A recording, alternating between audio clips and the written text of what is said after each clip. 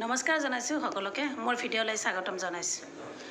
মই অৰ্চনা দাস ভৰালী আজি আপোনালোকৰ মাজলৈ লৈ আহিছোঁ আমাৰ ICMৰ কিচল ৰিমুভাৰ নেইল ৰিমুভাৰ।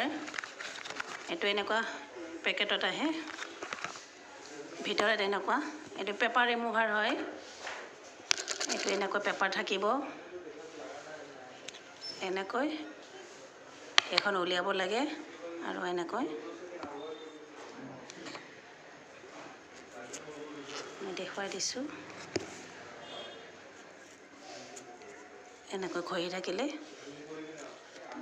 নখটো চাফা হৈ যাব, ধুনীয়া এটা গোন্ধ আহে।